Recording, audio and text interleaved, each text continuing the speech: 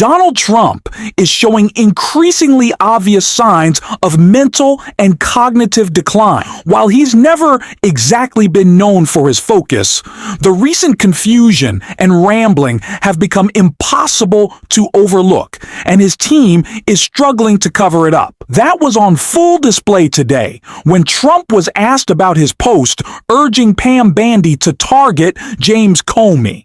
He appeared completely disoriented, seemingly unable to recall what he had written. It was one of the clearest and most troubling moments we've seen from him in the White House in a long time. Before we get to that exchange with journalist Caitlin Collins, which really exposed how much he's slipping, let's look at another example that highlights just how concerning his decline has become, even for his own allies. Please. Thank you very much. Thank you, Mr. President. On today's call with Lula from Brazil, are you considering lowering tariffs after the call? Well, I had a great talk with the president of Brazil, who's a good man. I met him actually at the United Nations. I was going up to make a speech and I didn't have a teleprompter. I was walking up to my teleprompter. I said, I don't have a teleprompter. But just before that, I met with President Lula and I found him to be very good. I mean, we had a very good talk for about, 2 minutes. And then I went up to make the speech, and I was surprised to see, how would you like that one, Doug? I've got every leader in the world sitting out there.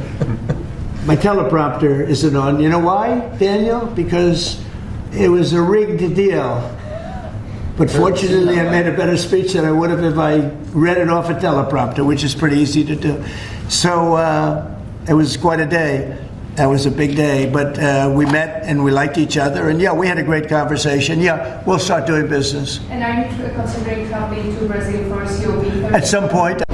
Since what's now being dubbed Teleprompter Gate, we've learned that Donald Trump's disastrous speech wasn't caused by a venue malfunction at all. It was his own team's fault. Reports reveal that his staff failed to arrive early enough at the United Nations to properly set up the teleprompter, a basic responsibility for any presidential event. Whether it was simple negligence or a deeper sign of dysfunction, it perfectly illustrates the ongoing chaos surrounding Trump's operations. Even the infamous escalator moment reportedly went wrong because his team pressed the wrong button. Yet, instead of owning up to these internal failures, Trump once again turned it into a personal complaint, focusing on grievances instead of solutions. It's another clear example of how his leadership remains defined by disorder, blame shifting, and an inability to stay focused on what truly matters. It's pretty close to that number, and the way you stop them is not to give away, not to announce that you're giving everybody free health care, free this and that, but what that does is it affects the American people, because the American people are unable to get good health care. Obamacare has been a wreck, as you know, and to do that, we have to keep it propped up and do the best you can with it. It's a mess. But a lot of things are going on in that. We talk about Hamas, then we talk about negotiations that we have going on right now. We have a negotiation going on right now with the Democrats that could lead to very good things. What kind of and I'm talking about good things with regard to health care. Are you speaking with Democratic leaders? What kind of negotiations? Well, I don't want to say that. I don't want to say that. But we are speaking with the Democrats, and some very good things could happen with respect to health care. Donald Trump was never interested in real negotiation, because negotiation was never the point. His goal has always been to convince people that the government is broken beyond repair, and that belief sits at the core of how he operates. We've already discussed how one of his closest allies admitted their aim was to traumatize federal workers. But that mentality extends far beyond the government workforce. Trump wants Americans to feel powerless, to think nothing can improve, and that he'll always come out on top. That illusion of inevitability is his greatest weapon. It keeps people from organizing, protesting, or pushing back.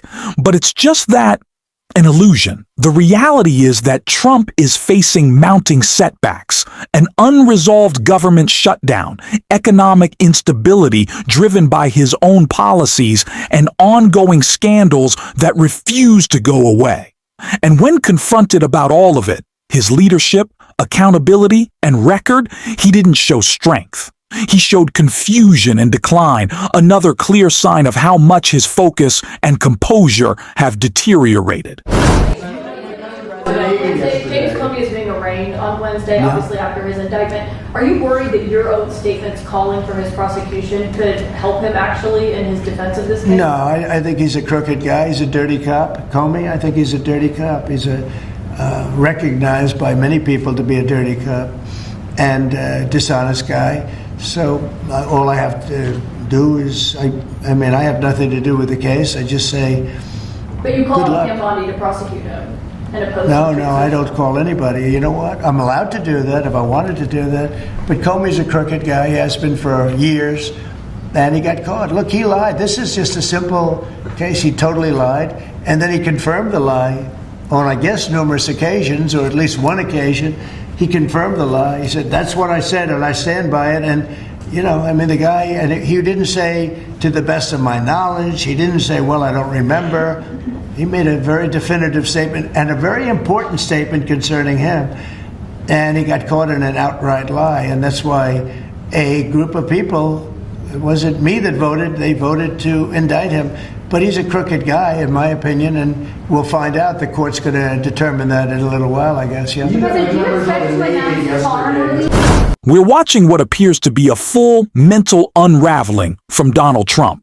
Every time he's called out on something he's clearly said or done, his defenders rush to claim it was taken out of context, even when there's no possible context that makes his words reasonable. This time, Trump denied ever telling Pam Bondi to go after James Comey, despite his own public post urging her to do exactly that. When that didn't hold, he changed his story, saying that even if he did, he was allowed to. It's the same tired pattern: deny, deflect, then justify.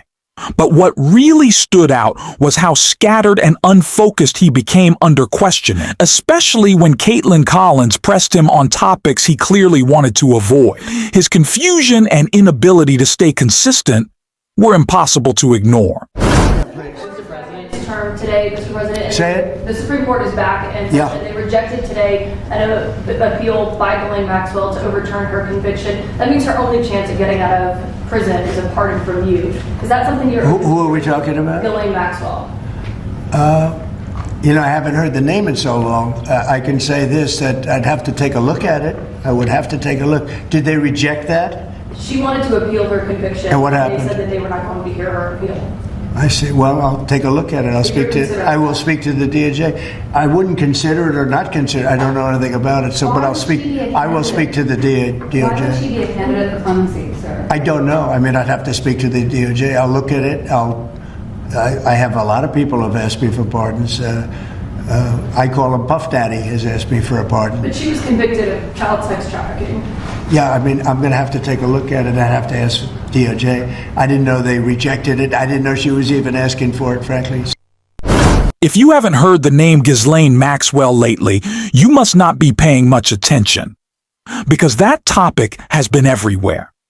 People have been talking about it nonstop, dissecting every detail and connection. So when Donald Trump was asked about pardons, his casual response, saying lots of people ask him, and he grants them often, was deeply concerning. It showed just how lightly he treats something that serious. Then, in typical Trump fashion, he veered off into irrelevant comments about entertainment figures, completely missing how bad the timing and optics were. And instead of addressing the real issues surrounding him, he chose once again to deflect, this time by going after Governor J.B. Pritzker. Listen to the governor and the mayor get up and say how they have it under control. They don't. It's probably worse than almost any city in the world. You can go to Afghanistan, you can go to a lot of different places, and they probably marvel at how much crime we have. Then you go to Memphis, where we are right now. Now, Donald Trump is clearly desperate to appear tough. That's why he keeps attacking governors like J.B. Pritzker and Gavin Newsom. His talk about cracking down on Portland isn't about safety or policy. It's about optics. According to reports, the White House even called it a win-win strategy. If protests happen, he sends in forces and claims victory for restoring order. If they don't, he still takes credit for keeping the peace. It's all political theater. Democrats shouldn't avoid this conversation. They should reclaim it. Real safety comes from investing in communities, not fear-mongering. Programs like after-school initiatives, neighborhood development, and youth outreach actually make cities stronger. That's the difference. Republicans use fear. Democrats can lead with care, action, and results. Leaders like J.B. Pritzker understand that and aren't afraid to say it. There was never an insurrection or an invasion on the ground that justified the deployment of the military to our American city. We stood out there on a beautiful day at River Point Park to make that point. Donald Trump's deranged depiction of Chicago as a hellhole, a war zone, and the worst and most dangerous city in the world was just complete BS.